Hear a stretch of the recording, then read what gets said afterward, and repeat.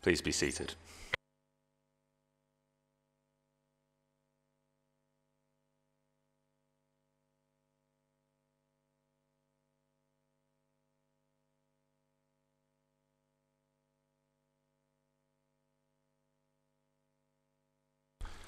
Good evening and welcome to the Council meeting. I'm Councillor Will Lane, the Mayor. In June 2017, 72 of our residents tragically lost their lives in the fire at Grenfell Tower. I ask every member of this Council to pay our deepest and continuing respects in the conventional manner by marking the moment with 72-second silence now. Would everyone please stand?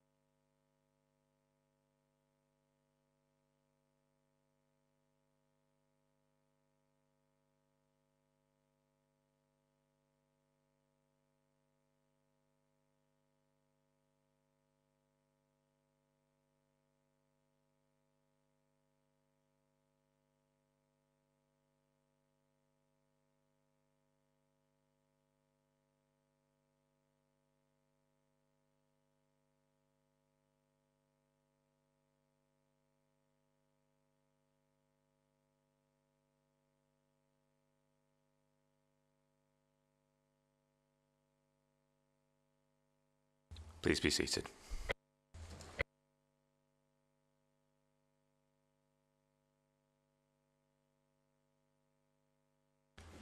Item number 1 is the minutes of the previous meeting. The minutes have been circulated. Are they agreed as a correct record? Mr Mayor, could we include Councillor Issay's vote in the Conservative group vote? Thank you. With that extra inclusion, are the minutes of that meeting agreed?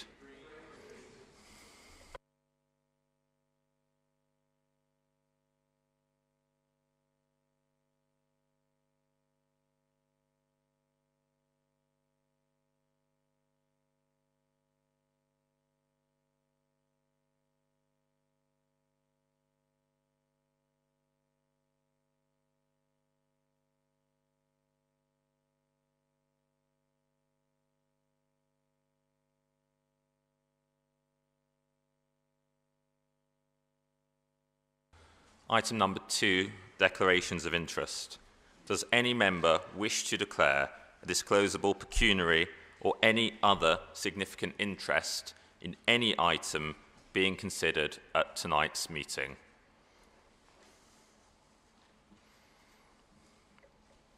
Item number 3, special announcements by the Mayor. I would like to invite every member of this Council and members of the public to the Mayor's Charity Boxing Showdown taking place on Saturday, the 10th of May at 5 p.m. to 10 p.m. in the Great Hall at Kensington Town Hall.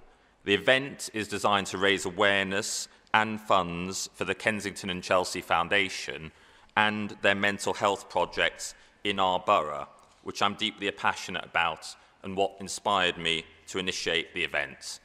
In that event, I and Councillor Folkes, as well as 18 other dedicated recruits, have been enrolled on a training programme led by Fit for Life Youth at its North Kensington gym.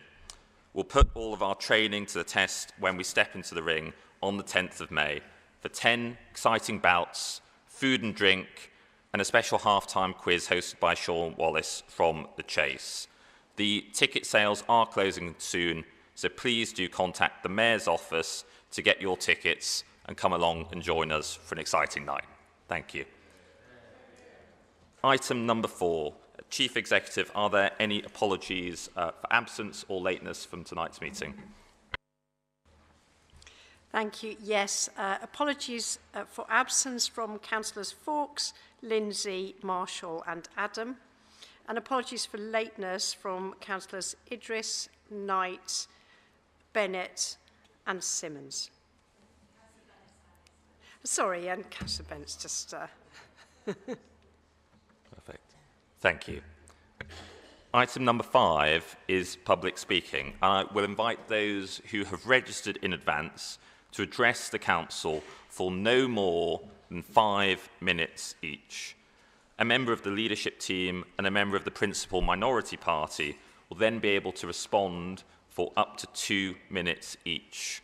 We have 6 people who've registered to speak.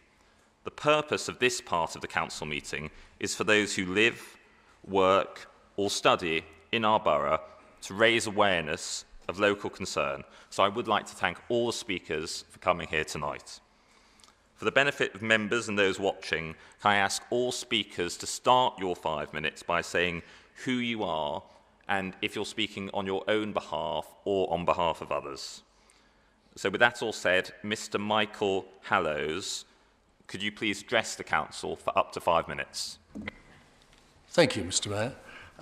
And many thanks for the opportunity to do this. It's the second time I have addressed a full meeting of Council. So my question today, as a resident of the Little Boltons, Redcliffe Ward, is what action will the Council now take to avoid the cumulative effect of granting multiple simultaneous planning applications in one street, which is causing unnecessary adverse effects, including excessive noise, suspended parking bays, traffic congestion, illegal parking, disregard for planning regulations and policies, followed by inadequate enforcement, all of which collectively impact on every resident's right to a family life. I should just mention that my question is something of a dress rehearsal for Councillor Kamali, who has very kindly agreed to meet residents and our MP about this on Friday. We're particularly interested in the Human Rights Act aspects. Nevertheless, I would like all councillors, please, to be aware of what I'm about to explain as the context, especially those who sit on the Planning Committee. There are 2 points to my context. One is the cumulative effect, and the other is the dangers to road users. So the cumulative effect, right now, Little Boltons on Redcliffe Ward, in the 200-metre stretch between Tregunta Road and Redcliffe Square, the Council has approved 8 simultaneous major construction projects, all lasting between 2 and 8 years. In the majority of these, the homeowners are not present for the duration. From May, 7 properties out of 12 on the west side will have scaffolding. 7 out of 12 complete frontages have their residence parking bays suspended. On the east side, 4 out of 12 properties are under long-term construction, with their residence bays also suspended. The levels, as you can imagine, of concurrent construction, noise, dust and traffic disruption are unbearable for actual residents. And second, to dangers to road users. You may know that the Little Boltons is the principal access and egress route for Bousfield Primary School. Every weekday, we have multiple simultaneous contractors with their delivery lorries and vans blocking the streets and pavements, forcing pedestrians out onto the road. Residents must also negotiate driving head-on into oncoming vehicles due to double parking. So what have council officers done about this? I have to report very little that has had any positive effect. Residents must routinely report breaches of planning regulations and illegal parking because there is little or no proactive enforcement, not least by the construction management, noise and nuisance teams. And that's despite the concentration of works I've described. Julian Trill, the manager of those teams, has advised, and I quote from his email, "A scaffolding vehicle, or any vehicle delivering to a construction site, can double park if there's no space available on either yellow lines or in a parking bay." Clearly, he has not read the Council's own guide, a code of practice, scaffolding in RBKC, a brief guide that prohibits all the behaviours he just described. It's not just about construction. The cumulative impact affects trees. Since 1999, when I first moved into the street, we have lost 17 mature trees from the rear gardens on the west side. It means that I now have uninterrupted views of my neighbours from Coleherne Court in the north all the way down to Tregunta Road. When I pointed out this cumulative effect, I was informed by Angus Morrison, your arboriculturalist, that each application to fell is based on its individual merits. And I'll also quote him: "We get 800 applications to fell trees every year. Often the best we can do is refer to Google Earth and Street View when making a decision." May I just implore you as councillors, as me as one of your long-term residents, this is not good enough. Our lives are being affected by decisions that you are making, and then council officers are not then enforcing. So hence my question again: what action will you now take to avoid the cumulative effect on residents of your council officers' inaction? Thank you. Councillor Kamali, would you respond to up to 2 minutes? Thank you, Michael. And perhaps not the dress rehearsal, but maybe the first act of our play together this week. And as you say, I do look forward to seeing you on Friday with the local MP. I think there's lots of myriad factors here. There's obviously the sort of the national picture of how planning permissions are granted and against which development plans they have to be judged. As you know, there's not a current position where the consideration has to be taken of sequential or sort of simultaneous development. I suspect with the Labour Party's position on growth at almost any cost at the moment, given where they are with GDP figures, I suspect they'll be pushing even harder. I can't imagine they'll be looking to try and restrict activity. But what that means is it puts more burden on us and it puts more burden on the council officers. So I'm disappointed to hear about the trees, especially because each tree is part of a whole, and you'll see we have a motion here tonight to try and even put tree protection orders on a whole street worth of trees. So I'm certainly going to pick that up between now and Friday as to whether or not we can sort of look at the trees in the vicinity just to make sure that we are really carefully considering all of them. On enforcement, I think colleagues around me know enforcement is perhaps the topic I like discussing most. We've certainly really upped our enforcement game on fixed penalty notices in the area. The construction team is one of those where I think we do need a little bit more, sort of a little bit more work and maybe a little bit more capacity. I know the team of all the FPNs they've issued, it's about a sixth of the entire borough's penalty notices have been issued in the Bolton's conservation area, so they're certainly output-wise, it is heavily weighted to the area, but as you say, it's because there is just so much development going on there. I think I've said it to my colleague, Councillor Kim Tedder-Smith, but if I was to come again, it would be as a scaffolder, because they seemingly can get away with absolutely anything, and they make a fortune in doing so. They are my particular bugbear. I've been known to pick up their bits of scaffolding and wander off with it. I will happily do that for the Boltons as well, but I'd rather it's delegated down to the officers. So I'm keen that on Friday we really look at some tangible outcomes that we might be able to bring forth, I'm aware of time, and just make sure that we do have sort of a work plan altogether that we can be pushing forward on. So thank you. Sorry, Mayor. Councillor Lari, would you like to respond to up to 2 minutes? Sure. Firstly, I could not agree with you more. I'm a Labour Party councillor. I can't speak for the national government, but on a local government level, from my experience and many residents, it's usually Labour Party councillors on the committee who are asking the pertinent questions and holding officers' recommendations to account. The proliferation of simultaneous applications approved by local councillors, particularly for basement excavations, is a nightmare for council taxpayers who cannot defend themselves with no support from the council whatsoever. To be frank, we've got planning and construction management completely wrong as a borough. Cumulative impact is legally a legitimate planning consideration, which is usually ignored by those responsible for approving applications, aka the local councillors. As well as the Little Boltons, and I note, for example, 9 Little Boltons was a case that came to the committee a couple of months ago, which was an excellent example of cumulative impact, which is completely ignored. But Little Boltons aside, there's other areas in Chelsea as well, Milner Street, First Street, all those areas with narrow, windy roads, where the committee has ignored the geography of the area, which makes cumulative effect even more enhanced. The effect is actually even more so than a major commercial development of some of those roads, because you have multiple excavations happening at any one time. So ultimately, whilst officers are responsible for enforcement. They work within the framework that they're given. It's local councillors who are elected who are responsible for approving those applications, who are responsible for listening to residents, asking the questions at the committee, and then voting. So it is them who you should be holding to account. And therefore, in conclusion, the best way of achieving that change is at the ballot box, unfortunately, until the council itself can commit to actually changing its local plan and enforcement, and then officers can then act upon it. So that's my response to you. I'm fully in agreement with everything that you've said.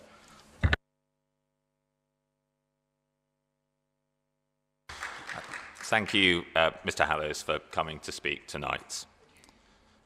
Mr. Christopher Welch, would you now please address the Council for up to 5 minutes? Thank you. Good evening, councillors. Thank you very much for the opportunity to speak today. My name is Chris Welsh. I must first declare that neither I nor fellow resident Sam Morland, on whose behalf I speak, have any commercial interest whatsoever in the proposal I'm about to give to you. In 2020, this council declared a climate emergency, committing to urgent action to reach net zero by 2030. With that target now less than 5 years away, we must be honest about what meaningful action towards that goal looks like.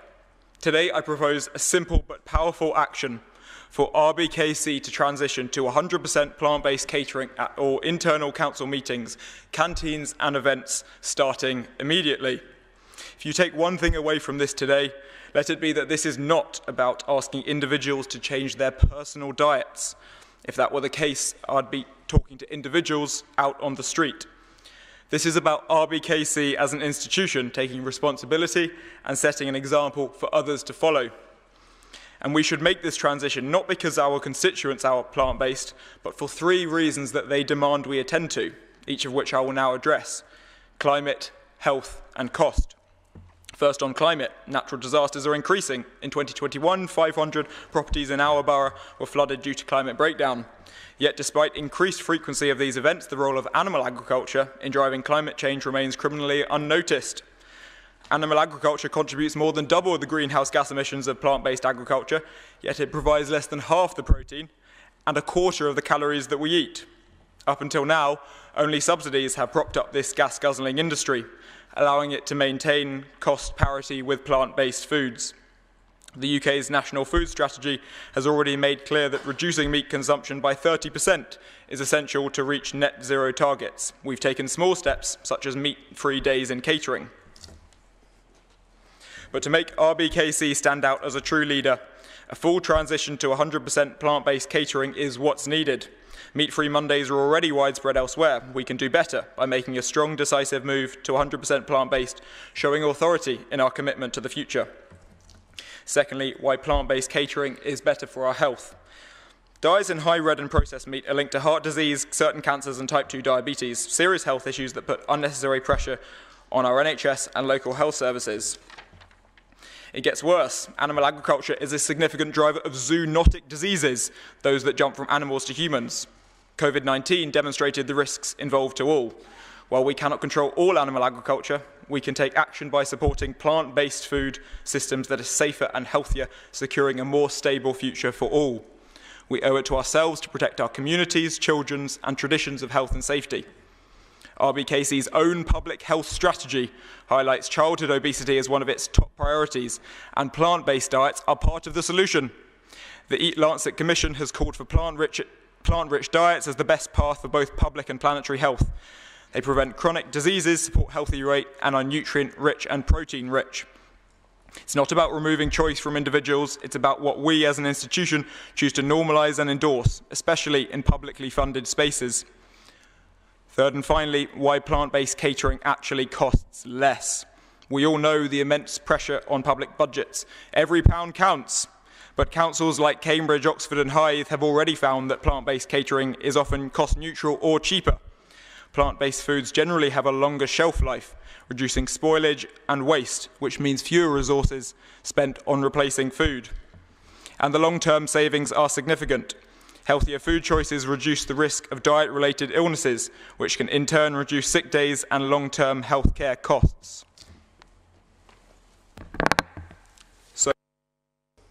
So So, to conclude, what we are asking today is not radical. It's not a ban or a judgment on anyone's personal food choices.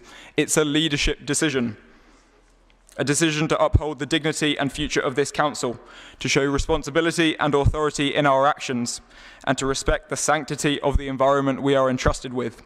This proposal is simple, symbolic and smart. It supports our climate strategy, public health strategy and fiscal responsibility. And it requires no complex infrastructure or additional legislation to implement. RBKC was one of the first councils in London to declare a climate emergency. It can lead again by becoming the first Conservative-led council in the country to adopt 100% plant-based catering at all internal meetings, canteens and events. Thank you.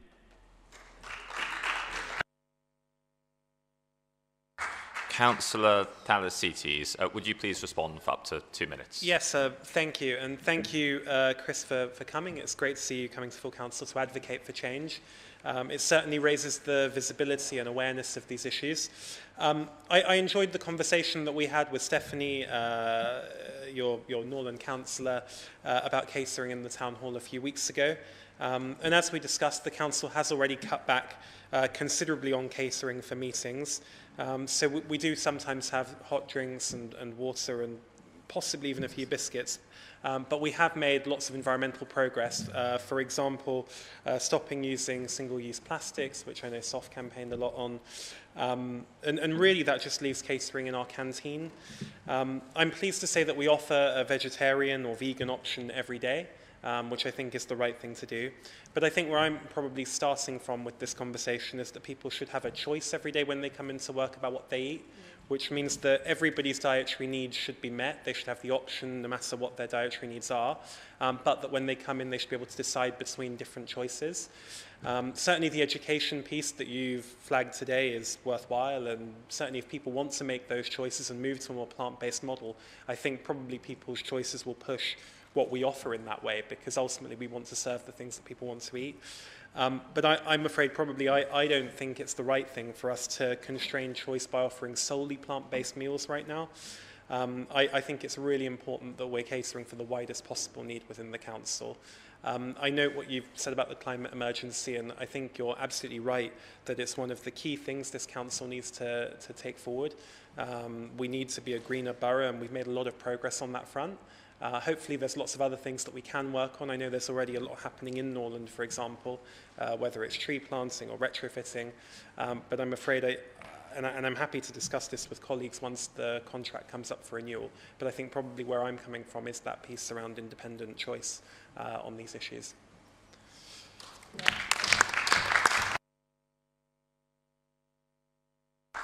Councillor Benton, would you like to respond for up to 2 minutes? Thank you, Mayor. Yeah, I mean, as both a vegan for 20 years and a vulgar socialist councillor in RBKC, I am used to being ahead of the curve. But frankly, making our officers eat what I eat is just something I would not be willing to support. I'm in agreement with my colleague, Councillor Thalasites, would you believe? And of course I do. I do. The point is well taken, that there's the current measures, I would also say, that are mentioned in the question, do amount in large parts to, for example, with EVs, penalising people who can't afford one. There's a lot of the approach to the climate, it's just not, frankly, in my view, worth the burden that we're putting on the poorest people in our community. And when it comes to here, I think we have some of the most dedicated and hard-working officers, and the idea of making them, you know, eat plant-based meals when they're at work is just not something I would sign off on. I mean, the climate crisis is happening. I mean, it's happening now. So many policies that are discussed are frankly too little, too late. And I think these answers that you're identifying or gesturing towards in your question sit with a lot of the legacy of the last 40 years, particularly of public policy. And it's a supply-side issue. If you have, as you say, these industries are supported by subsidies, get rid of the subsidies. If I thought it was worth it, if I thought it would make a dent then I'll be having a different conversation. But while I'm very sympathetic to a lot of what you say, I don't think this is a substantive solution, and I don't want to burden our officers with it. But thank you.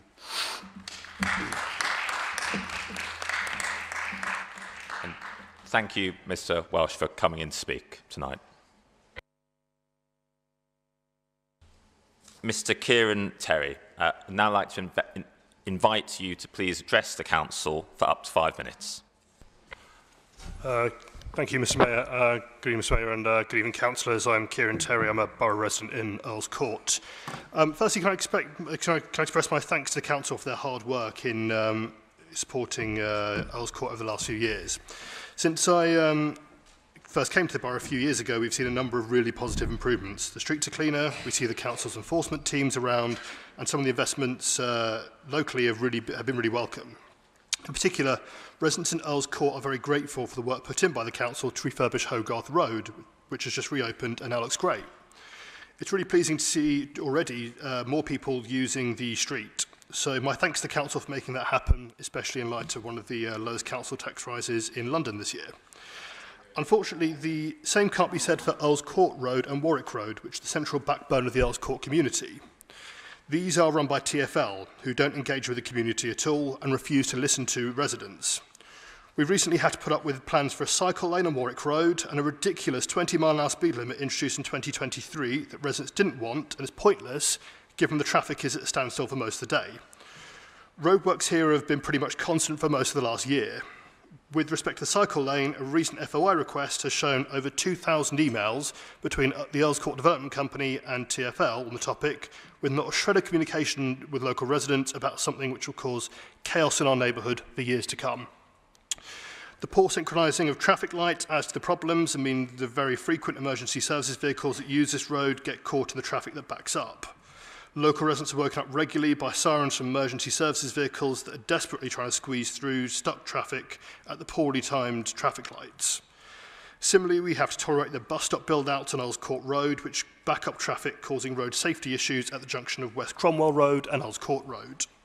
Let me be clear, I'm a bus user and a cyclist, but don't support the appalling schemes TfL are trying to impose on our community.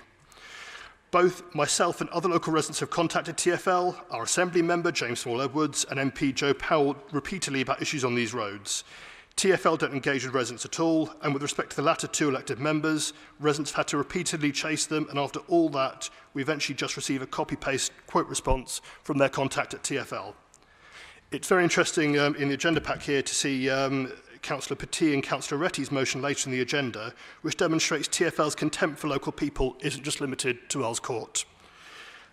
Earls Court Road and Warwick Road are the main streets of Earls Court. Both are sadly looking run down as a result of long-term neglect by TfL.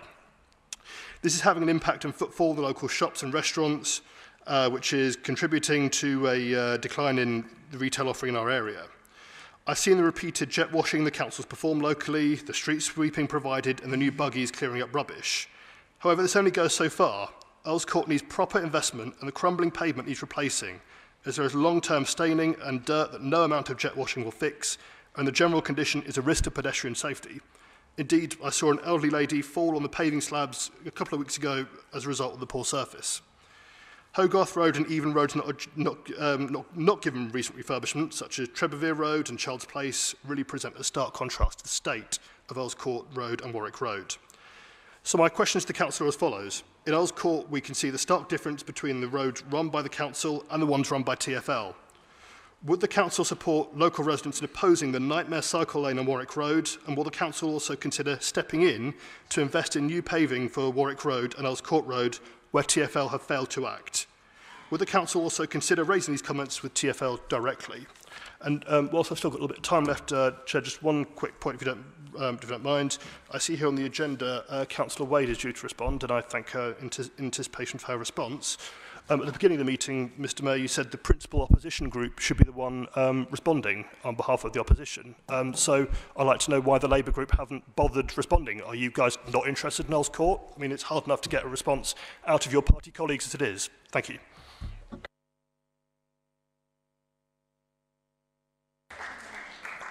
Councillor Kamali, would you please respond for up to 2 minutes? Thank you, Mr. Mayor. An interesting point to finish on. Councillor Lowry speaks of taking action at the ballot box. And indeed, if you'd voted Labour at the last ballot box, you'd have found that you now have 2 independents, a Green, People's Workers' Party, I don't even know what the name of that party is anymore, a whole smorgasbord of different party members trying to represent you. That's not really what people voted for, is it? And nor is it what they voted for in Earl's Court. But what they did vote for, and what you came to talk to us about just over a year ago, I looked back at the footage, and I think it was 370 days ago, you came to ask us to invest in Hogarth Road. And I'm sorry we took just over a year to get there, but we were sort of a little surprised when you came to ask, so it took us a little bit of time to get there. But you can see the proof is in the pudding. The road looks absolutely fantastic. You absolutely can see the difference between a Conservative-run piece of public highway and the Mayor of London's road. It's really a stark contrast. A stark contrast between Sadiq Khan's London and this Conservative Council's approach to our public realm. So we'll continue to invest in Earl's Court. You'll know that we have our design guide for shop fronts coming forth. I know Councillor Kim Taylor-Smith is working really hard to make sure that we're bringing some fantastic businesses to the area and trying to sort of keep away those that may bring the area down. We want to work with people to lift the area up. And we do want to work with TfL to lift the area up. We have had meetings with them.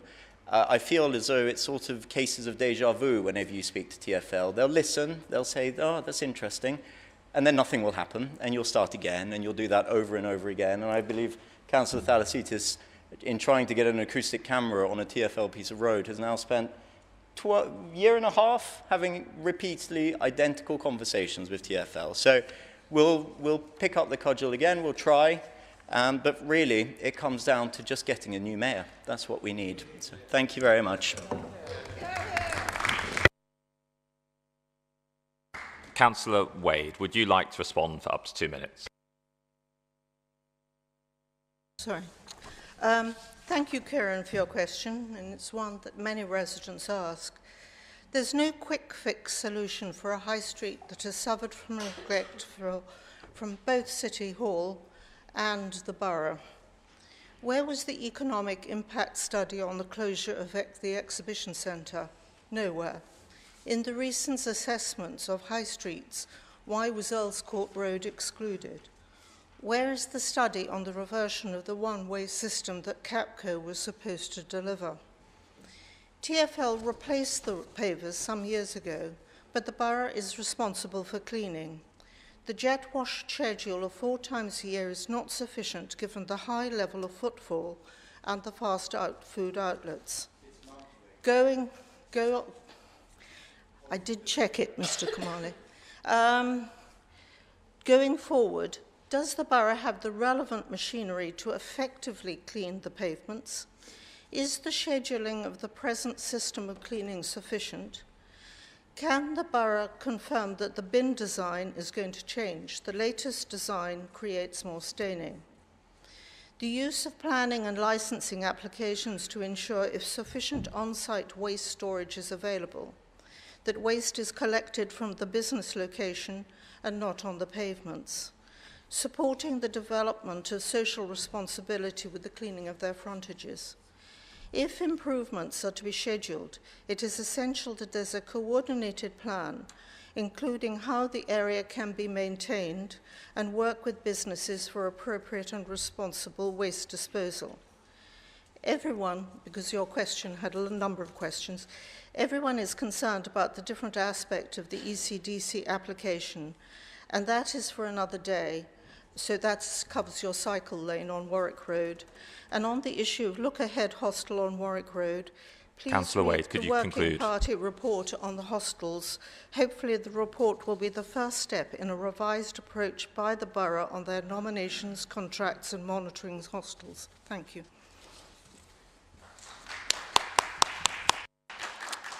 Thank you, Mr. Terry, for coming in to speak tonight. Thank you. Mr. Paul Block, would you please address the Council for up to 5 minutes? Good evening, Mayor. Good evening, Council. Good evening to the GMB members that have turned up this evening as well.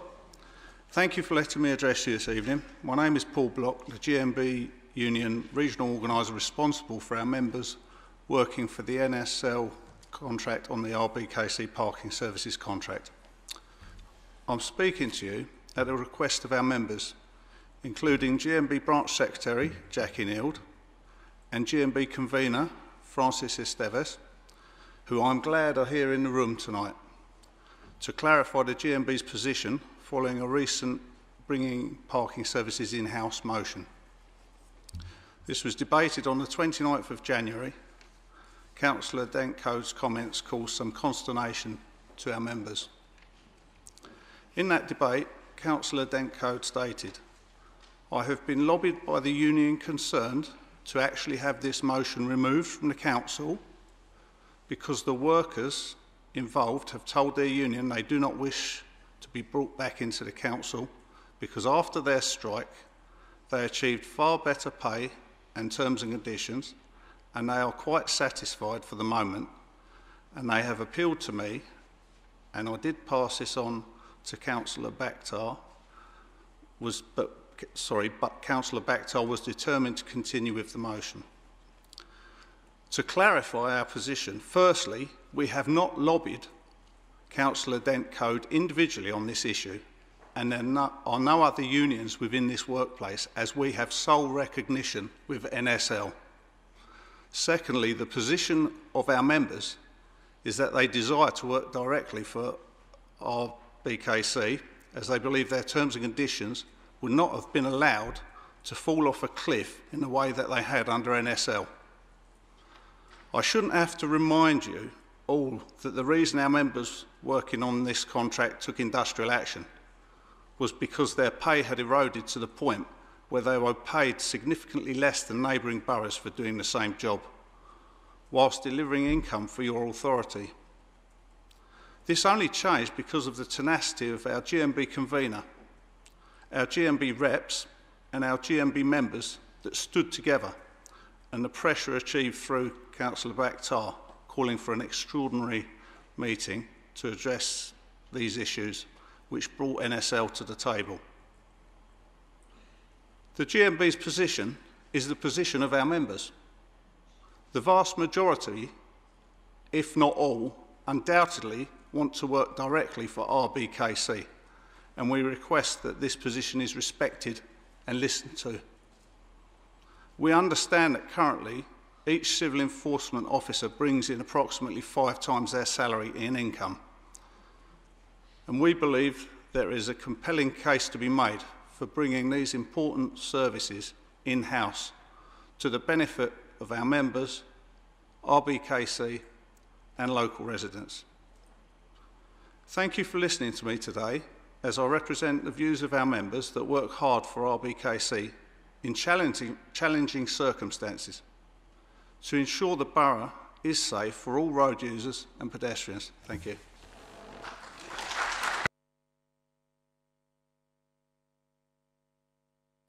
Councillor Kamali, would you respond for up to 2 minutes?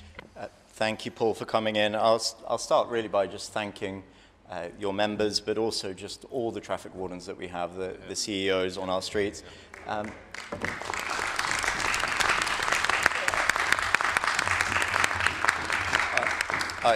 I vividly remember the meetings that we'd had with them over the last few years, and really just sort of going about their day. I've had many days out with them, seeing what they do. It is a very tough job. Nobody likes getting a ticket, absolutely not, and they handle it really with such courtesy and decorum. They are a credit to Kensington and Chelsea. You'll have heard, obviously, that we've debated the motion in this chamber a few weeks ago. Clearly, your question is slightly focused on sort of slight disjointed communication between former members of the Labour Party and the Labour Party themselves. So I'm keen to hear what Councillor Bakhtar says. I would simply say just in sort of closing that I was always quite disappointed that Councillor Bakhtar, I'm sorry, I know we do get on, but there was promises made to the CEOs back then in public, offering them something like £18 an hour, which I think was not fair to make offers out in public and not through the proper channels. I think people had their expectations raised, and rightly people should earn a fair wage for a job well done. But we want to make sure that we're negotiating fairly for all officers in the council, inside and out. So I just really want to put that on the record, that I think we have to treat people's salaries and their dignity with proper courtesy as well ourselves. But I'm sure you meant it, and I know you would have meant it in good faith, so no criticism there. But really just to say thank you again, Paul, for coming in, and I look forward to hearing what the other side have to say. Thank you.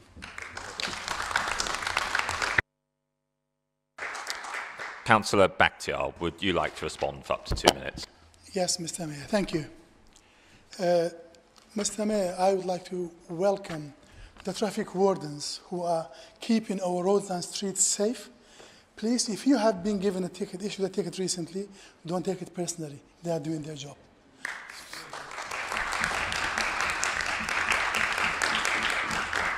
Paul, thank you very much for coming and clarifying the situation. Personally, I wasn't aware that our traffic wardens were earning less than £11 an hour for such demanding work. Through my involvement with the traffic wardens, I have gained a deeper understanding of the challenges they face, especially considering their low pay. The situation was further complicated by NSL's refusal to engage in meaningful negotiations until the Labour group then called for an extraordinary council meeting. That was 2023. It was only then NSL began to listen, ultimately leading to an agreement for a pay rise to just over £14 an hour. That said, I remain unconvinced that employing over 100 traffic wardens and officers through a third-party intermediary is the most beneficial approach. I firmly believe that it is the Council's responsibility to provide essential services and support those who work for us. In this case, it seems that this has not been happening. I continue to believe that the Council should cut ties with the middleman and begin the process of employing traffic wardens directly, ensuring better support and conditions for them. Thank you very much. Thank you, Paul. Thank you, traffic wardens. I'd like to make a point of order, Mr. Mayor, under Standing Order 28.02 of clarification. Yes, please do. Thank you, Mr. Mayor. I'd just like to clarify my position on the comments that I made on the motion. In October last year, I met a council representative of GMB to discuss the issue about pension fund members' contributions and where they were being invested. We discussed the investment of the pension fund in weapons and tech being sent to Israel for use on the bombing campaign on Gaza, and whether or not the pension fund members had been made aware of this, and they hadn't. At the end of the conversation, the representative I was talking to brought up the subject of the motion and specifically asked me not to support it. They said that those concerned had been happy with the hard-won improvement on pay and conditions they'd won in July 2023 after a series of strikes, as we know, and they wished to stay with the outsourced arrangement in NSL. This was reported as a victory on the GMB website, and indeed it still is there. Despite my personal views on outsourcing, I did, as requested by the GMB rep, in good faith. That's all. If Mr. Block would like to meet me to update me on the earlier position or discuss any confusion or to discuss the investment arrangements of the pension fund, of which I'm also a member and not very happy about it, I will always make time to meet the unions. I've been a member since I was 15 of various unions, and I will always support them where I can. Thank you. That point of order has been made by Councillor Dentcode, and so we are now going to move on to the next speaker. Thank you, Mr. Block, for your time. I'd like to now invite Ms. Esther Idoko to please address the Council for up to 5 minutes. Esther. Good evening, Mayor, Councillors. As both a resident in Camden and an active member of RBKC Council Borough, I want to speak about a vital amenity on our high street, the post office. The high street is more than a retail zone. It is one of the borough's civic arteries, serving thousands of residents, workers, and visitors daily. The post office has always been a part of that fabric, providing vital services for residents, businesses, and those without digital access. Without a permanent presence on the high street, we risk turning our high street into a convenient corridor rather than a community anchor. National data shows that access to services like post offices increase footfall, support economic health, and sustain civic life, particularly for older and vulnerable residents. The recent closure uncertainty left residents feeling somewhat deprived and local businesses disadvantaged. So I'd like to take this opportunity to thank Camden Ward councillors as well as Chelsea Riverside for a successful campaign to keep the post offices open on the high street.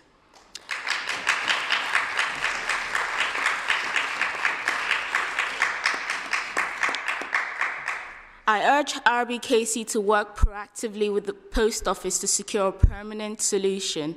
This is about more than parcels and pension. It's about preserving the everyday infrastructure that keep our community strong, connected, and inclusive.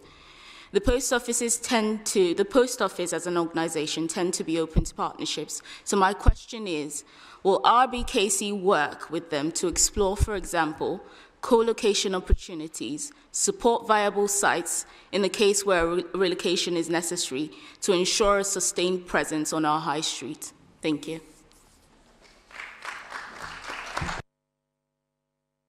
Councillor Taylor-Smith, would you like to respond for up to 2 minutes? Yes, thank you, Mr. Mayor. Esther, thank you for your question. And we were absolutely delighted earlier this month when the Post Office announced that there wouldn't be a reduction in the number of branches on Kensington Chelsea, having previously put Kensington High Street on the... and it's a very big win for local people. We put together a petition of more than 3,500 people who signed the Conservative position to save the Post Office, and we had constructive meetings, and one with John and myself, with senior people at the Post Office, which has obviously led to this statement. However, we do need to be cautious, and this goes to the heart of your question about ensuring we have a Post Office on Kensington and World's End, because both Kensington High Street and the World's End post offices are, as with a small proportion of national post offices, are ones that are owned and operated by the Post Office. And the Post Office have switched now to a franchising model. So what they will be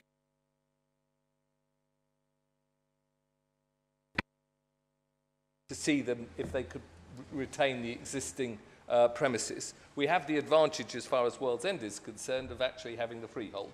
So that's something that will be helped. But it's really very important for us to work with the Post Office to help seek and identify independent operators to take over this size, to encourage them to continue to provide the services that are so dear to us. But thank you for your question.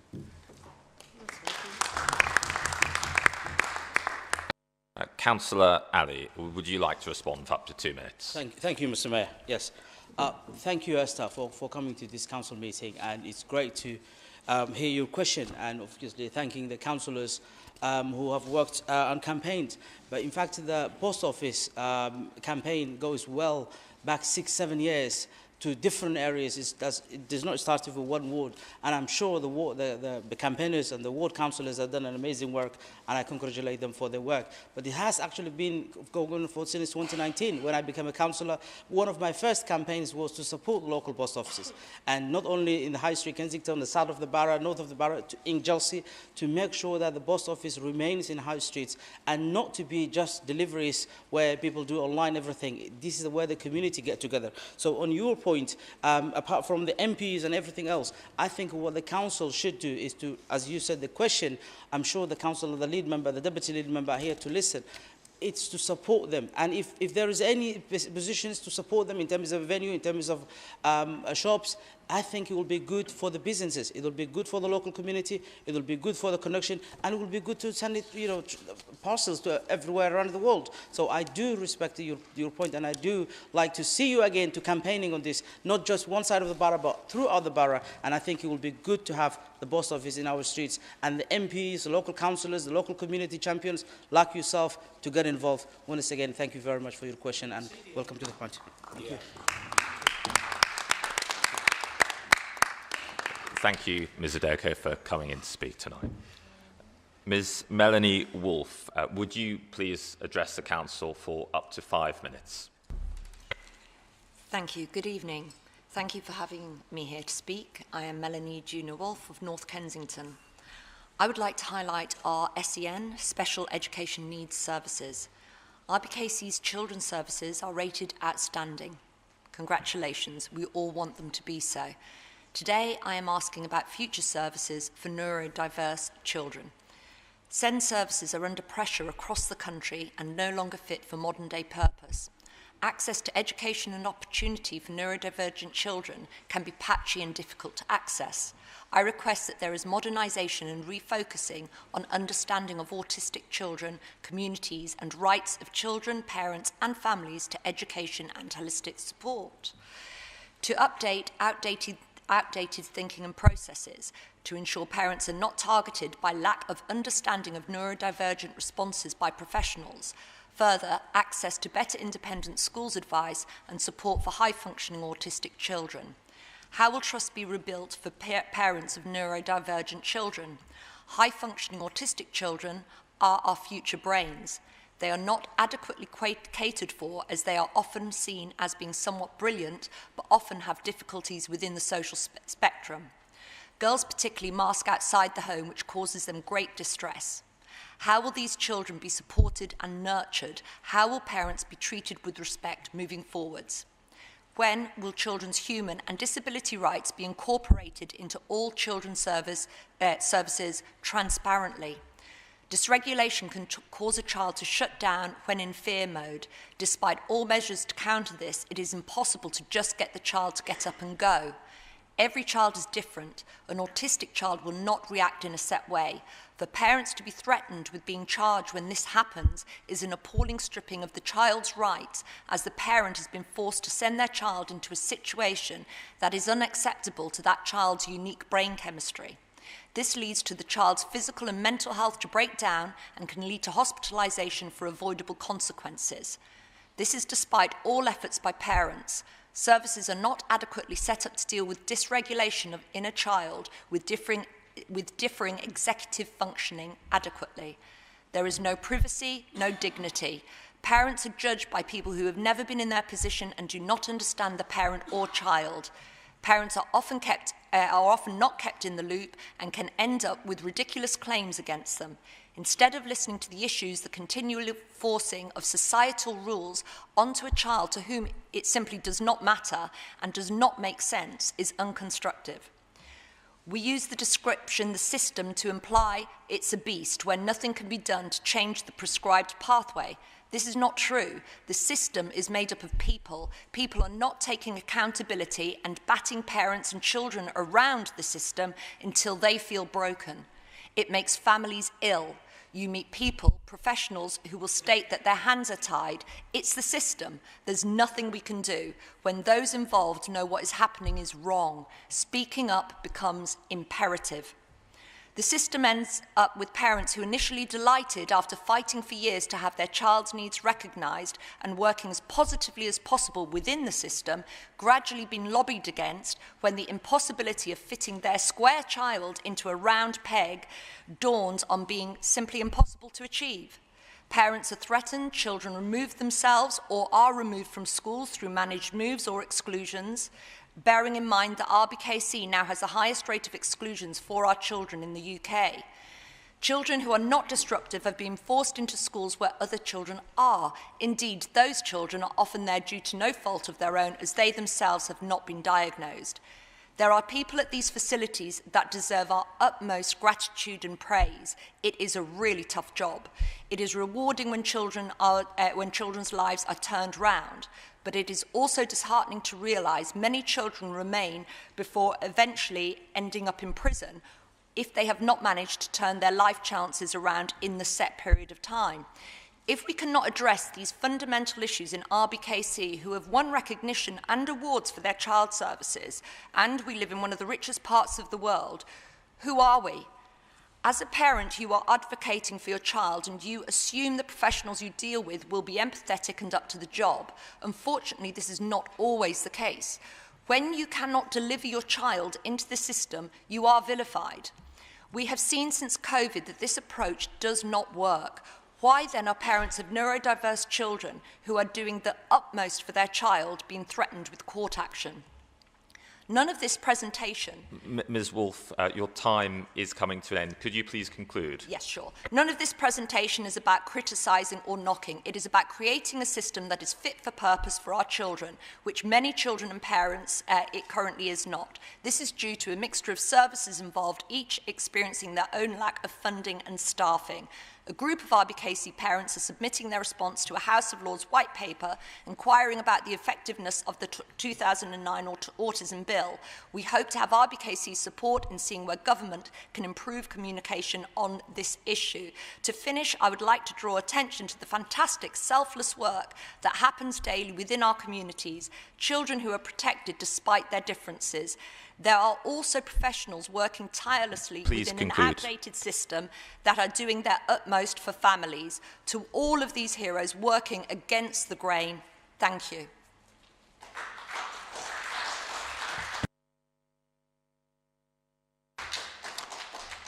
I'm now going to invite Councillor Rendell to respond for up to 2 minutes. Councillor. Thank you, Mr. Mayor, and thank you, Melanie, for coming in. I'm replying on behalf of Catherine tonight, who unfortunately can't be here. But first of all, I'd like to thank you for coming in. I know we can't particularly discuss individual cases as a whole at full council, but what you've put forward today, I think everyone has taken completely on board. Obviously, you put your daughter first, which is absolutely right, and any parent would do the same thing. And no, I'm just talking in general. And yes, that's right. And obviously, your advocacy for things like Holland Park School and obviously the community kitchen as well makes you a real stalwart in the community. So, and in coming here tonight to speak about the other wider issues in the SEND space as well is really important. Now, unfortunately, I'm not be able to respond in full up to 2 minutes, but just for the benefit of yourself and for the council as well. RBKC, obviously, as Melanie has referred to, does have outstanding children's services. However, there is obviously more we can do. And we have been successful in getting extra funding from the DFE this year for £1 million, and we obviously have increased specialist places as what we can. We've got extra places at Brunel and Marlborough Primary School too, and also we have SEND education inclusion specialists, which we're introducing as well, obviously to address some of the points that you have raised. We're also investing capital resource in future places as well for additional provisions, because obviously our children with SEND are increasing year on year. We need to really kind of ensure that they get the best services that they can actually be provided. And obviously we work closely with partners as well. Obviously we work with Full of Life up in North Kensington, another great establishment there.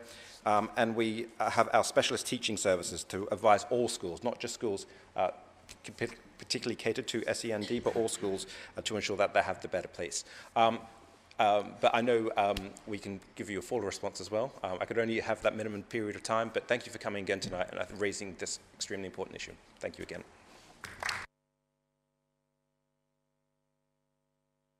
Councillor Noor, would you like to respond for up to 2 minutes? Thank you, Mr. Mayor. Melanie, thank you for raising such an important issue this evening. Our SEND service or special needs services are under significant pressure and sometimes or often fall short of meeting the needs of our children with special needs.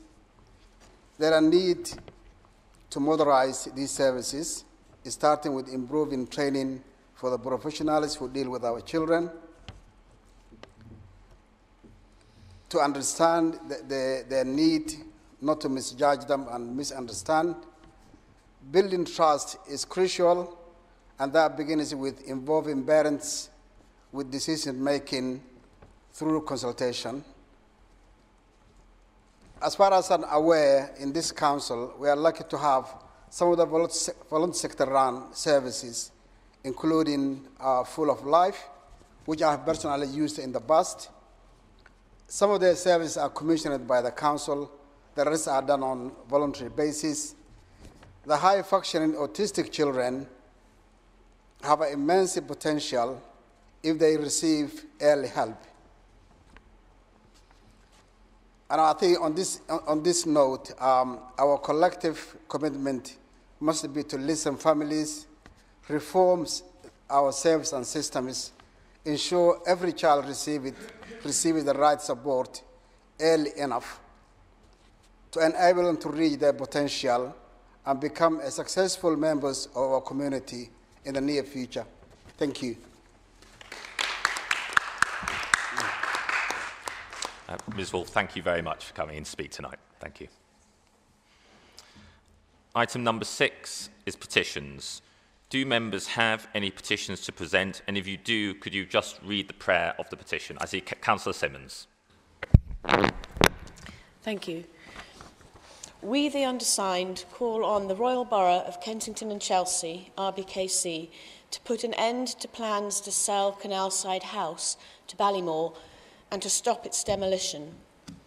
We call on RBKC to retain and fully refurbish Canalside House, which provides vital community services to the people of North Kensington and beyond, and to stop the threat of eviction of the community groups resident in that building.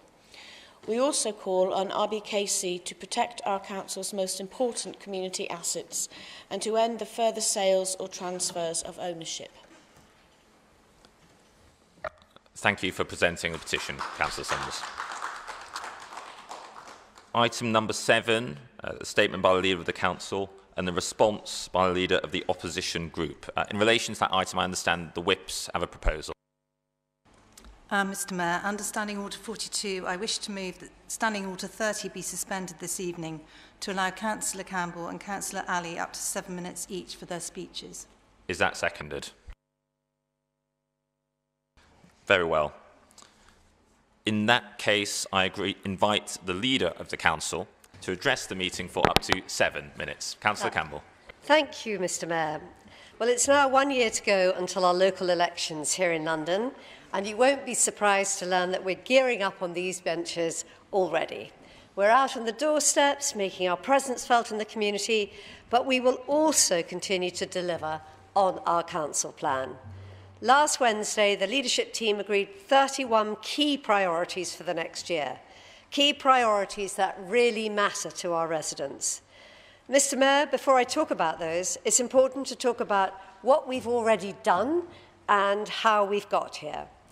Over 1,000 residents helped directly shape our council plan 2 years ago, and we have made real progress since.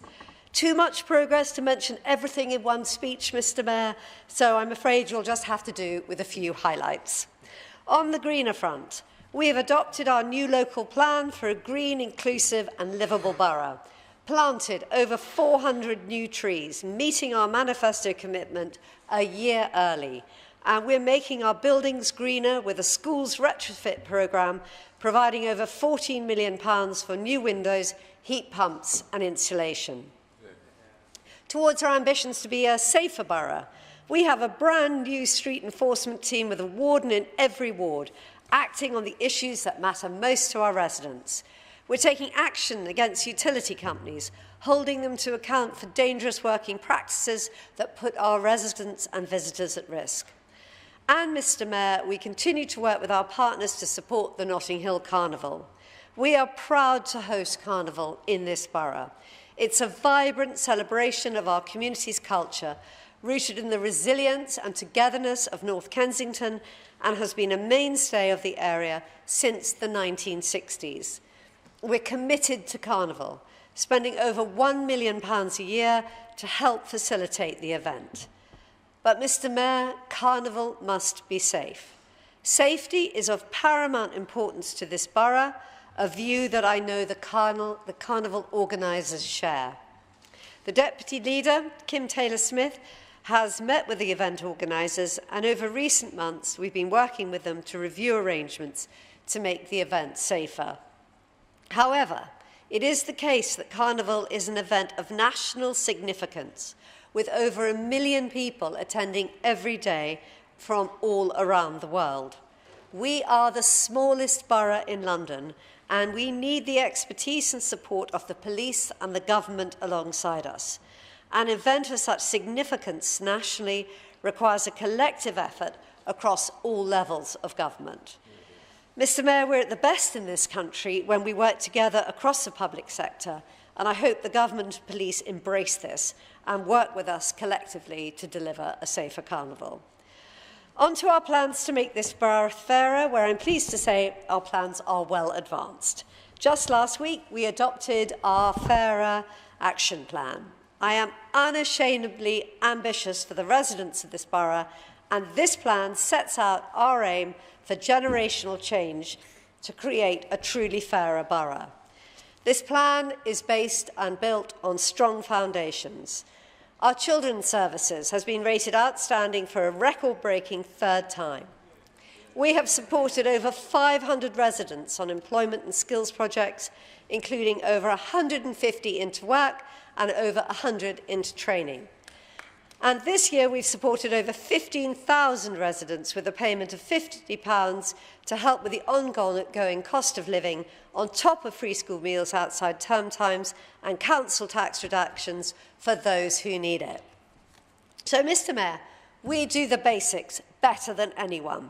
Our council tax is one of the lowest in the country, and it's paying for some of the best services in the country. But we are always striving to be better. I've said in this chamber before, we intend to become the best council, and over the next year, we will focus on a myriad of programmes to deliver on that, including our 45 commitments in the wake of the Grenfell Inquiry report. Next month, we will take a paper to scrutiny that outlines the progress we've made in our inquiry commitments. Ensuring that this council completes its fundamental council change will always be a major priority for this council.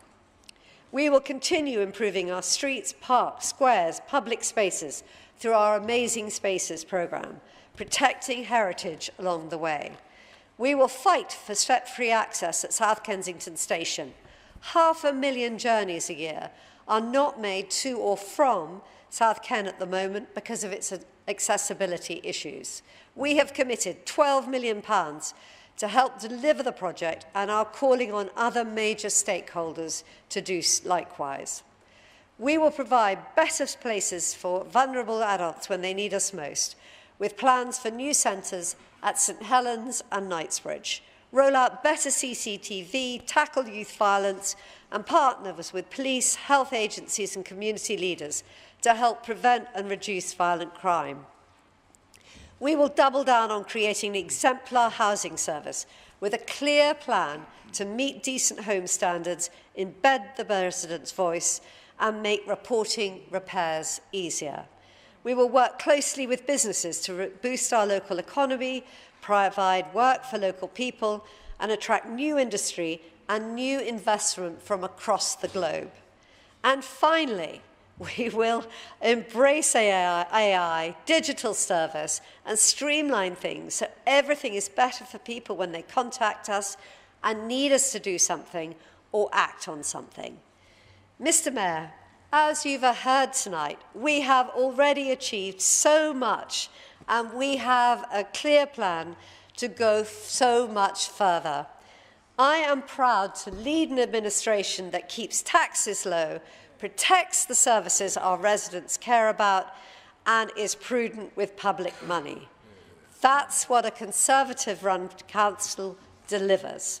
Mr. Mayor, there'll be more time to come when our manifesto is released, and I'm excited about what we can do if we're re-elected next year. Thank you.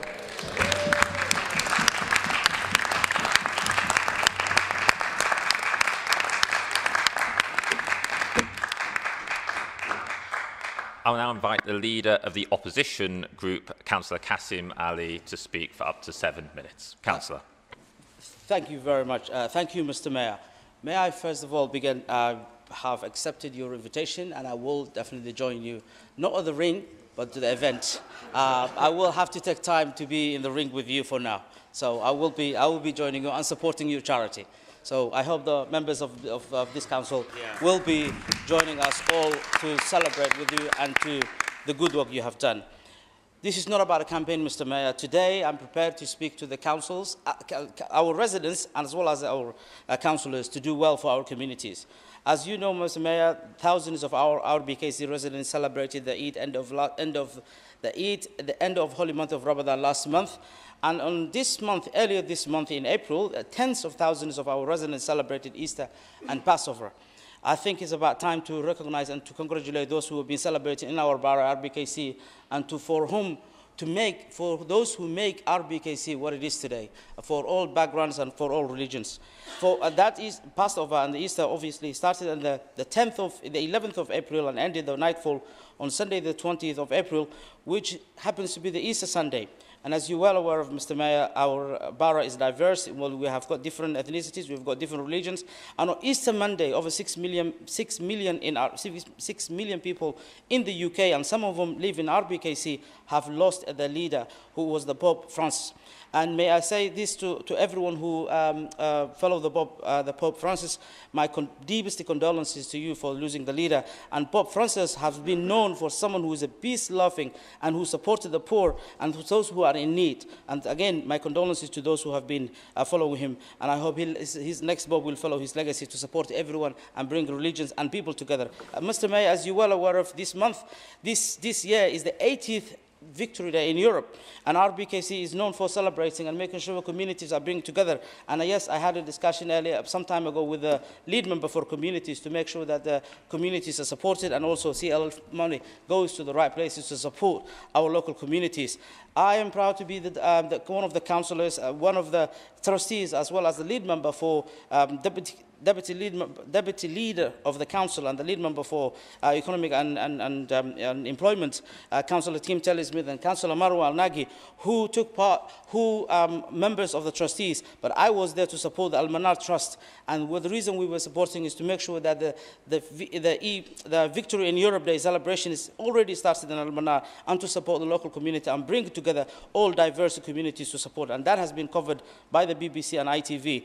I know hundreds of events are run in the borough, in Delgado Ward, and across the north and the south of the borough, but Al-Manar started the celebration, and I'm sure all of us will be supporting the local communities to do this. I want to thank Al-Manar staff, volunteers, and celebrities who supported us, including actor Rose Cam, Candice Brown, who has won the Great British Cake Off, who came to Al-Manar and supported the local communities, as well as Bib Taylor, who is a broadcaster. Again, also to extend my thanks to the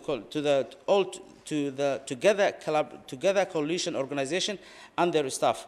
Mr. Mayor, you know, it's not about, when we're celebrating, it's not limited to the streets and everyone else. It's all, people are also coming together in their homes. And this is when it comes to the campaign. The leader of the borough spoke about the health and safety of the campaign. In fact, we, the Labour group of councillors, have been campaigning with our local MP to make sure that the RBKC residents have homes that are fit and safe for human habitation and people can celebrate. And we know that because of the Member of Parliament, Joe Powell, Kensington and Bayswater Member of Parliament, has been working with the local councillors to make sure that the local organizations and providers are being held accountable, not just to the council, but also housing providers. And Joe and I have organized an event on the 4th of April 2025 to make sure that the local people are heard, residents are heard, and their issues relating to housing, and as well as Councillor Bosch Texter organized a meeting with the Member of Parliament in her ward, St. Helens ward.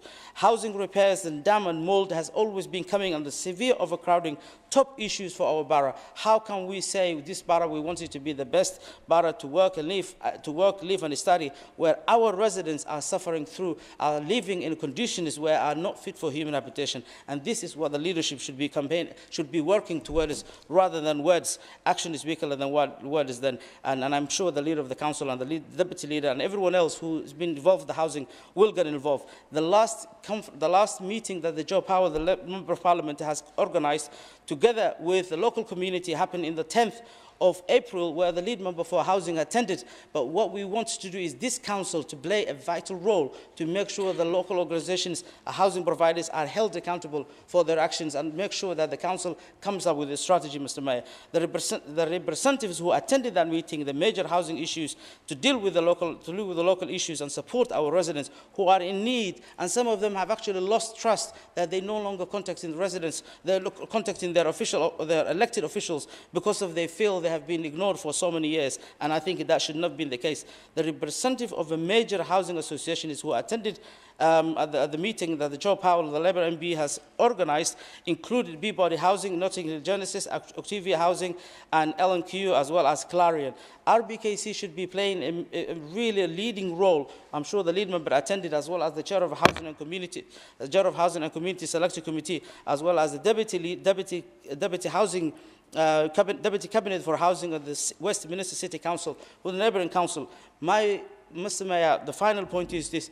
If this council is not willing to support the local residents, how can we say once again this is the best borough to live, work and study? Housing is the #1. We know the legacy of bad housing, bad management. Let us to Grenfell. Let's support our communities and make sure our communities live in a decent, habitable life so that they can raise their own families. Housing will be #1.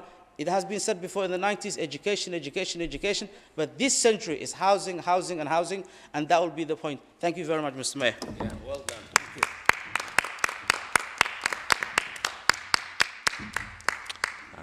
Thank you, Councillor, for agreeing to join me at the boxing on the 10th of May. Just wanted to say that. Thank you. Item number 8 is the order of business. In accordance with standing orders, I rule that the order of business shall be as published. Item number 9. I now invite Councillor Taylor-Smith to propose the reception of the Municipal Timetable 2025 to 2026 report and Councillor Addenbrooke to second. Members will note that there is a change to the date of one of the scheduled meetings of the Audit and Transparency Committee from the 6th of October to the 29th of September 2025.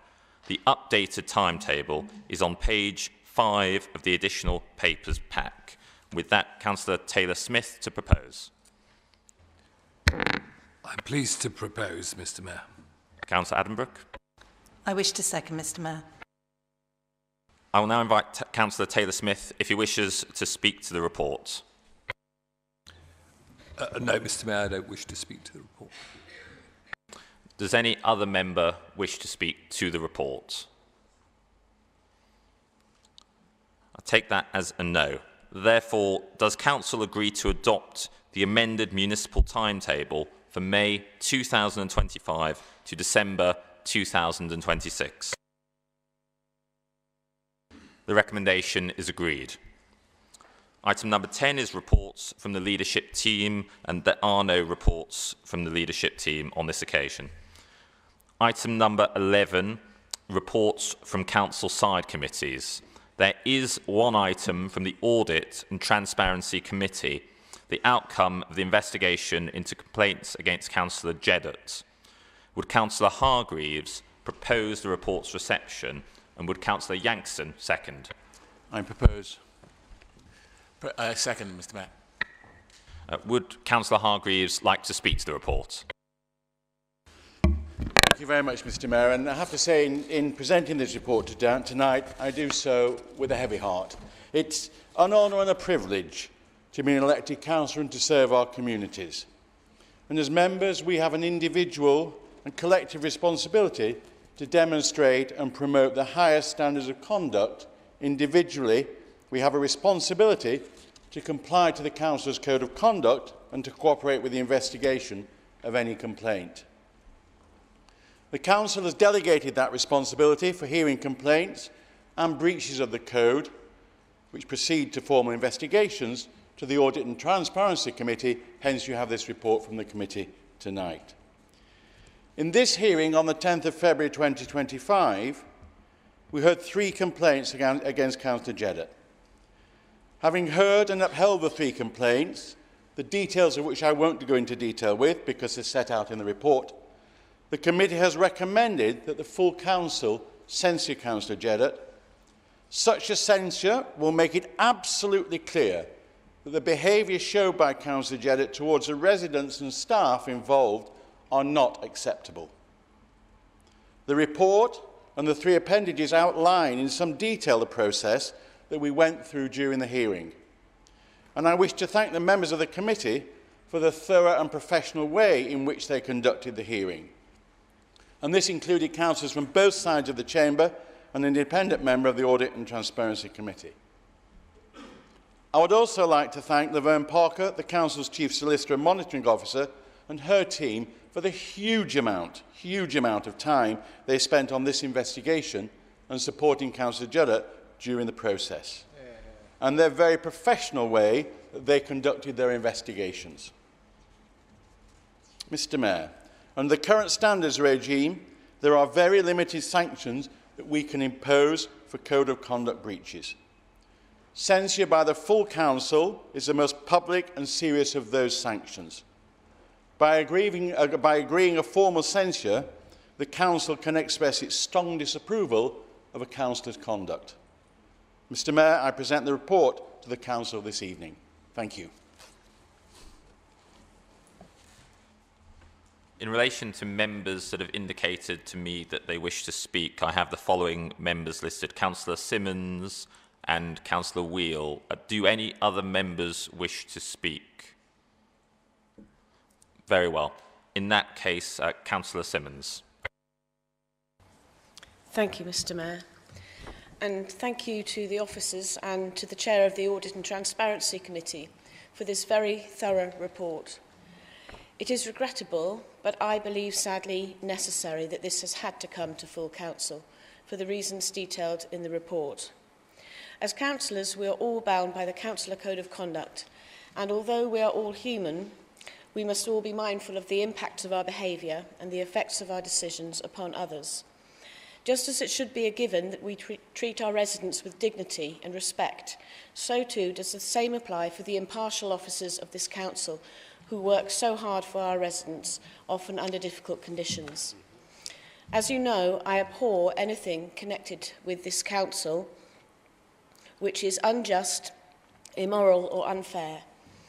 On this occasion, as a member of this Audit and Transparency Committee panel, I am satisfied and can attest that this report represents a significant amount of impartial officer time and work, and that it is the culmination of a process which has been diligent, scrupulous and fair. I therefore hope that members will support this report. I hope too that this report gives our impartial officers some confidence and assurance that where problems arise, they will be supported by fair process, upholding the Councillor Code of Conduct, while also respecting councillors' duties to make representations for our constituents. This difficult matter should give us all pause for thought, so I will close with the following words, which I'm sure we can all relate to. There is so much good in the worst of us, and so much bad in the best of us, that it ill behoves any of us to talk about the rest of us. Thank you, Mr. Mayor. Councillor Wheel, do you wish to speak? Thank you. One of the only lectures I remember from my lamentably useless university career was one given by Ralph Darendorf. He was a brave man who was sent to concentration camps twice for his anti-Nazi activities, and he talked to us about the importance of pluralism. Feckless student that I was, it wasn't ever something that I'd given any thought to. I just thought that democracy in itself, you vote people in and it works, and that's why we had stability in our country. Luckily, I discovered that there's a long line of eminent philosophers who had thought about it, from Burke to Berlin. And at the heart of this is that there is a political philosophy that there is a set of shared values. And the most important shared value, and I've come to think of this really as the special source of democracy, and that most important shared value is mutual respect, understanding and tolerance in the way that we deal with each other. This doesn't mean that we have to agree, far from it. It just means that we have to disagree with respect and courtesy. And that's why this investigation was so important. If we lose that respect and courtesy, we put everything at risk. So I applaud the residents and officers who were bold enough to articulate and pursue their complaints. I offer my profound thanks to every member of that committee who sat and fairly reviewed them, and the officers who so ably supported them. You have been on the front line of protecting those values, which make it possible for us to operate as a council. Thank you.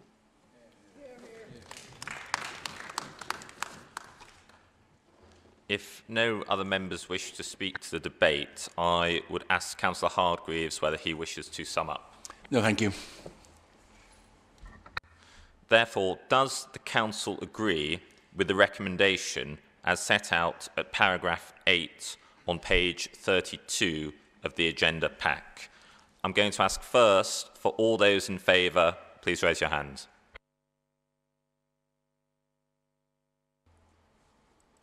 All those against? And any abstentions? In that case, I declare the recommendation approved.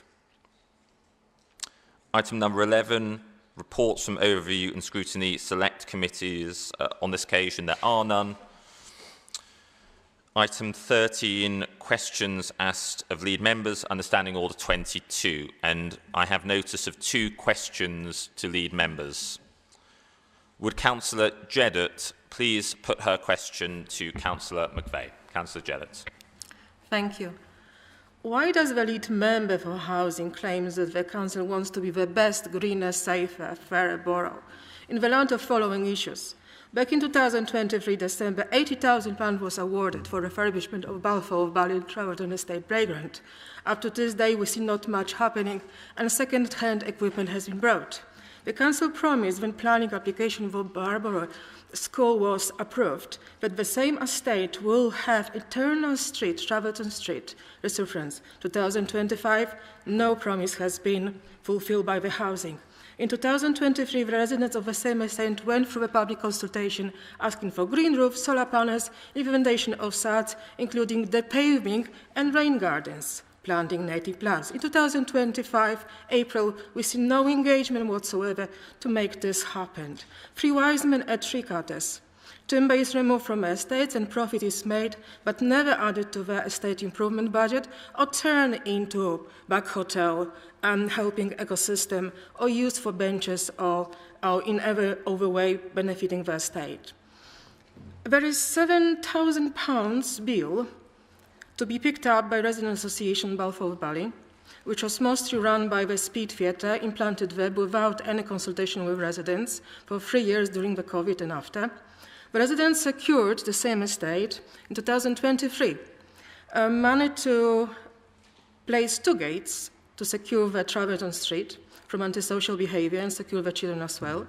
The planning application was to be decided in August 2024. Up to today's day, nothing has been implemented and is against the regulation.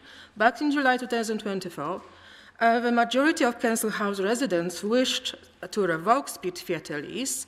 Council ignored them, falsely claiming that there is resident association voicing over residents' concerns, which is not true. Up to this day, Speed Theatre makes profits on the whole and claims that they are spending over £700,000 on North Kensington community. Councillor Jeddart, you are out of time. Could you please conclude? To conclude, there is a list of issues which I already included on this paper in front of you, and I would like to point out that residents want really to hear the answers. This is the 3rd time I bring to the full council attention the same issue, and lead member for housing has no time to go from point to point, having this in front of her for 10 days before full council. Councillor Jeddart. It's not acceptable. You are out of time, either you do your job, either quit, resign. I'll now invite Councillor McVeigh to respond for up to 2 minutes. Councillor McVeigh. Thank you, Mr. Mayor. And before I respond to Councillor Jeddart's several questions, I think 16 all in all, I'm not sure really that's allowed, but anyway, I would just like to echo what Councillor Claire Simmons said about looking for the best in all of us, and again what Councillor Wheel said about shared values and mutual respect. I think the whole chamber was incredibly quiet during this last, what's it called, motion. I mean, you know, to censor someone is nothing that we want to be doing. We all want to uphold the values that we stood to be elected on. So in regard to this specific question, There are so many. We're going to reply to you, if that's okay, in writing. But in terms of your general view on the estate, I mean, I was there just a few weeks ago, and our resident engagement, we have a very, very active Tenants Consultative Committee that meets monthly, and that is from RAs, heads, representatives from all over the borough. We have an annual residents' summit, which is attended by 200 residents, where we are in the Great Hall in person. We have really meaningful conversations and actions on those conversations. And since Grenfell, we've had visiting officers, which I quite often go out with, and I knock on people's doors, and I really do find out what's going on. So I am out and about, and I know what is happening. Finally, regarding to the consultation, if you actually look on our website, there is a very, very good webpage about consultations that says, you said, we did, and I thoroughly recommend it. And my colleague, Councillor Addenbrook, has been leading on that very, very effectively. And finally, in the last 10 seconds, just to say regarding the conditions of our homes in general on our estates, we have a £700 million major works investment which we are doing on our estates over 10 years to get all of our homes up to the standards that we expect. Thank you very much, Mr. Mayor. Councillor Jedit, do you have a follow-up question? Thank you. I think that residents deserve better than their Tories-led council and a Labour betraying them. This question didn't come from me. There are residents who are very frustrated after Grenfell. This repair not done, promises are made, funds are required on their behalf. Residents see that. If you walk and talk to residents on Balfour Valley, on Notting Barn, on Kensal House, you have not graced the question from residents. Why Speed Theatre claims to help the residents with £700,000 of charity commissioner? Could you please get to the crux of the question? Explain why you are not engaging with the questions directly, one by one, having them in front of you for many, many weeks now. This is not a fair setting. And if you do not like the delivery, meet the residents, and I can promise you it will be more frustrating. Thank you. Councillor McVeigh, do you wish to respond?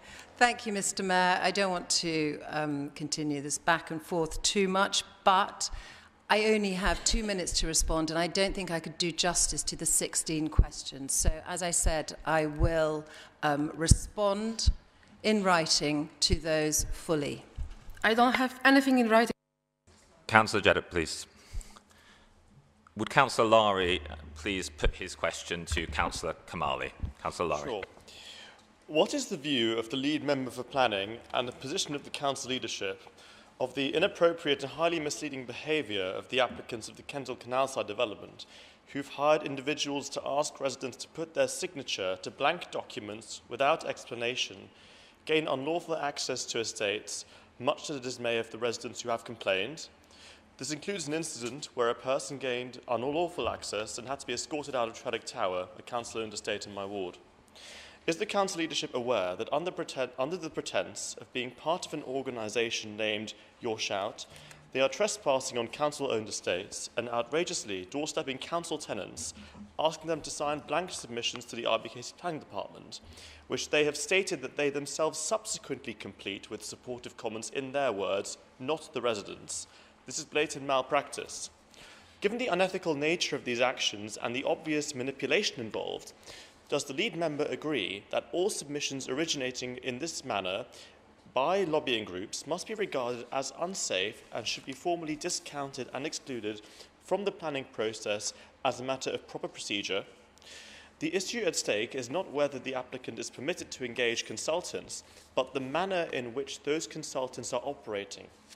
Misrepresenting themselves as campaigners while asking residents to sign near-blank forms that are later completed and submitted by the consultants separately is not just improper, it actively and possibly fatally undermines the integrity of RBKC's planning process.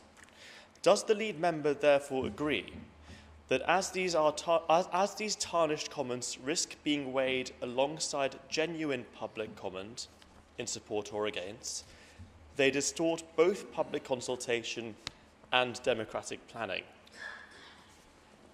Councillor Kamali to respond.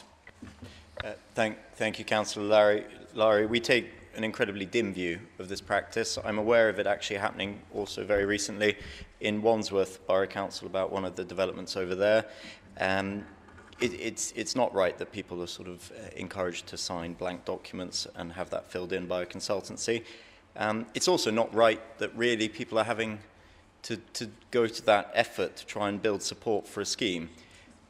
I know the planning department are already looking at the sort of veracity of these comments and how they might be able to trawl through them to establish which are fair and accurate and which may well have been gathered in this way.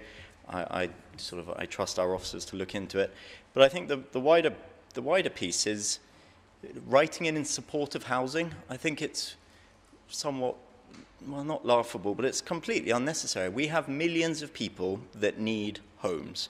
We have people that are struggling to save their deposits to put down on a new house. We have people in TA that need housing.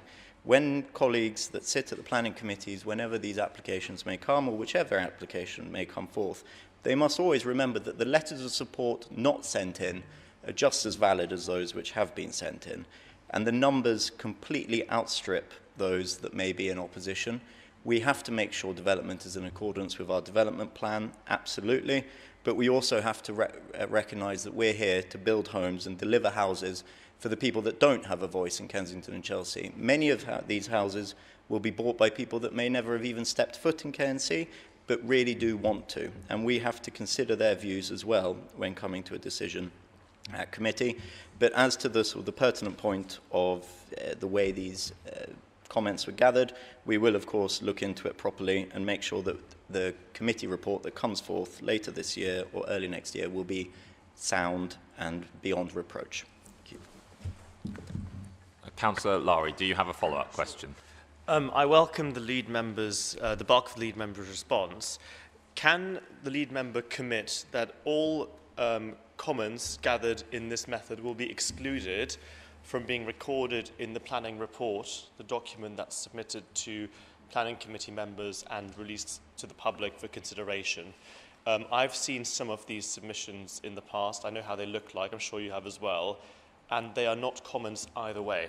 So can you give residents a guarantee that all these gathered, no matter what the time frame was, will be excluded from the planning report, not counted as supportive comments, but simply excluded, and only genuine comments from our residents will be included in that report? The fact of the matter is that I've had many people who are residents in Goulburn write to me. That means there are certainly plenty more who haven't written to me, who are concerned about this and who have also been doorstepped. And the fact that a member of the public who was able to gain access to an estate needs to be addressed. And I really hope that this council can address unlawful access to estates to avoid a situation where people have to be escorted out. It's extremely distressing, and therefore I ask the member to commit that these comments will not be included in the report. Councillor Kamali. Thank you, Councillor Lowry. I'm sure you can understand I can't make a unilateral decision about removing comments from a live planning application. We do have to follow the process. If they are found to not be legally acceptable, I'm sure our planning team will remove them accordingly, but I can't make that commitment myself now, not being sort of an expert in the legal parameters that would be operating under. As to the safety of the housing, obviously nobody wants that situation to arise. I think we really have to take this up with the consultancy that's being used, and I'm happy to write to them and to speak to them in partnership perhaps with Councillor McVeigh for housing, to make sure that they are not sending people into our borough to effectively break into our housing estates. That's completely unacceptable. We have to be supportive of development and planning and not have these somewhat underhanded tactics deployed to try and inflate numbers for a scheme. We want development to stand on its own 2 feet and be judged appropriately. Thank you. Item 14 is matters of local concern raised under Standing Order 11. I've had the following members listed to speak for up to 2 minutes each on either a ward or other live issue that's primarily local in nature. Councillor Jeddett, then Councillor Rendell, then Councillor Adurian and Councillor Addenbrook. So we'll start with Councillor Jeddett. Thank you, Mr. Mayor. I am very sorry to bring to the full council attention, but things need to be said and clarified for my personal safety when carrying out duties as a councillor. Particularly today when I was censored under false claims, never given opportunity to defend myself by having account blocked by the council, and when appealing decision having my account blocked again. I have been systematically attacked before and after the election, and my family name has been literally dragged through the mud for all the reason that I try to serve my residents. To clarify, I have never called any black councillor a bad word, nor made a statement that my Muslim residents, as falsely was claimed, national threat.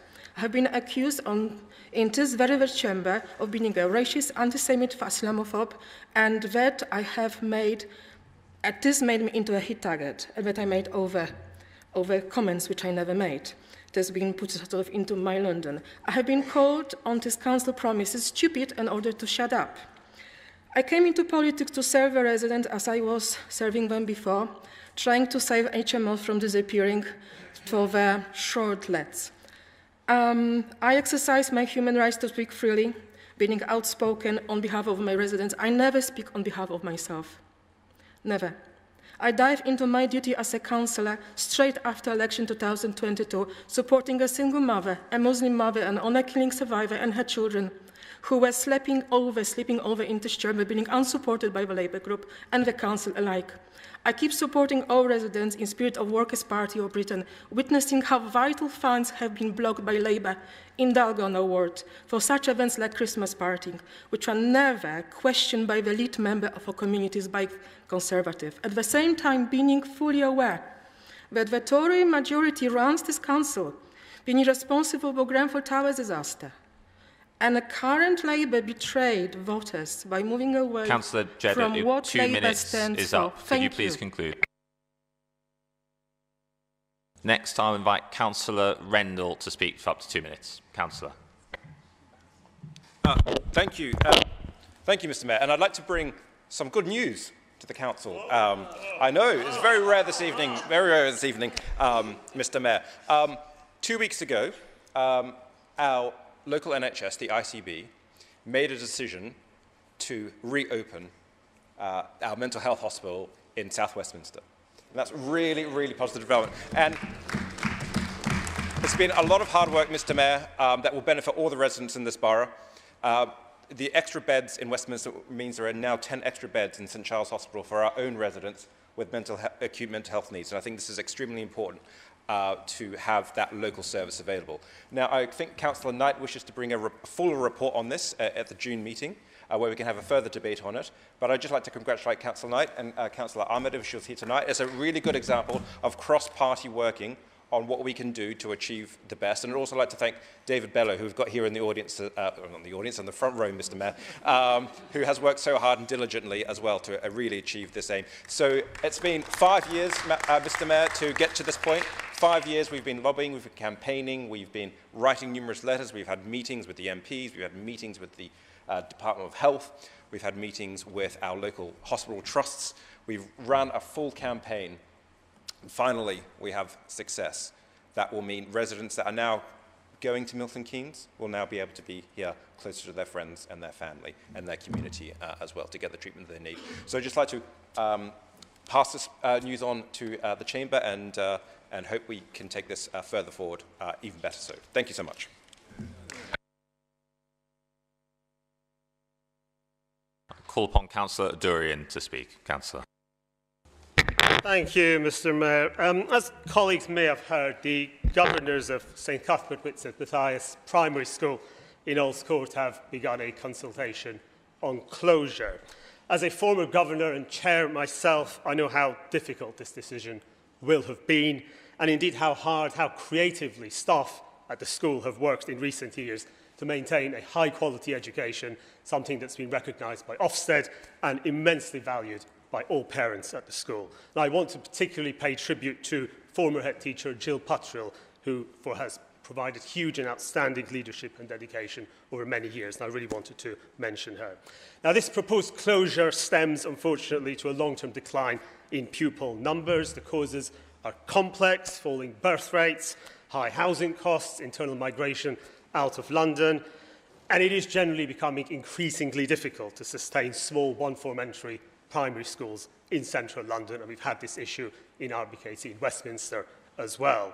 Now, while Earls Court may well see an influx of more residents, hopefully families, particularly as the early stages of the Earls Court development near completion, that moment is still potentially many years away, and there are still serious questions about affordability.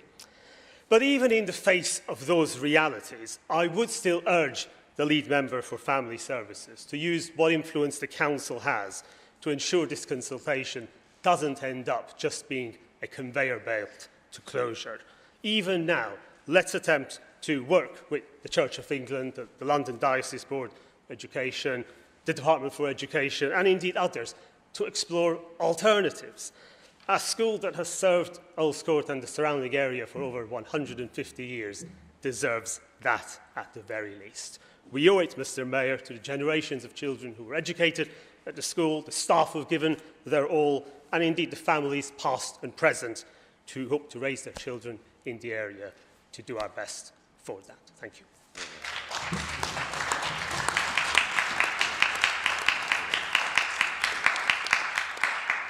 Councillor Addenbrooke. Thank you, Mr. Mayor. You will all recall the shocking gun violence which occurred last year in Goulburn Ward. The police and the Council's community safety team responded quickly, going out into the communities affected to provide reassurance with pop-up community engagement stalls, direct engagement with schools, the faith community and residents. We also attended a resident meeting at St Thomas's Primary School, which provided further opportunities to connect with residents and understand their lived experiences and concerns. Residents told us they wanted more CCTV and opportunities to meet with the police and council together. So I'm pleased to announce that we have now installed 6 additional cameras in Goulburn Ward, and a further 2 will be installed over the next few weeks. We have also been holding joint drop-in sessions with the police at 2 Thorpe Close every Wednesday, and these have been really successful, and we've had really good feedback from the residents. So we will never accept violence in our communities as normal or acceptable, and we are committed to listening and responding to residents, and both supporting and challenging the police to tackle crime. Thank you.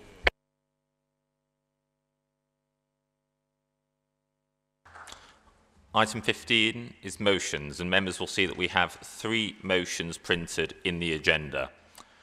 As there is altered text and an amendment, I shall be referring to the copies in the supplementary papers pack. Motion 1 is about antisocial behaviour by some delivery drivers. With members' consent, we will use the altered text on page 17 of the additional papers. Do members agree? That's agreed. In which case, would Councillor Verboden please move formally, and Councillor Wade second? I move the motion. I wish to second.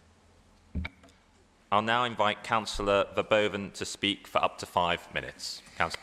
Thank you, Mr. Mayor. We actually raised this motion over a year ago in response to the Mayor of London launching the Motorcycle Road Safety Charter, which was signed by a number of the gig economy companies, such as Deliveroo and Uber Eats. Within this year, we have also seen a lot of developments around e-bikes. A few months ago, here in RBKC, we had an e-bike conference which was held where we heard from both residents and e-bike providers. Around the same time, the Mayor of London announced that he's working with e-bike providers to tackle problematic parking of dockless e-bikes, and new legislation is underway to give local authorities more power when dealing with the e-bike providers. We feel strongly that all these initiatives around e-bikes need to be extended to also tackle the issues around fast food deliverers. The Mayor's Motorcycle Road Safety Charter that I mentioned only only focuses on motorcycles, whilst many of the deliverers are actually on bicycles. And like the issues we have seen around e-bikes, they're also giving cyclists in general a bad name. Residents have complained about deliverers on bikes driving on the pavements along Earls Court Road and Old Brompton Road and crossing junctions at a red light, and I'm sure that many councillors here in the room will have heard similar stories in their wards. Secondly, we also need to discuss the behaviour of the drivers when they're not on their bikes. They're often congregating around busy restaurants, blocking the pavement for pedestrians, and they actually have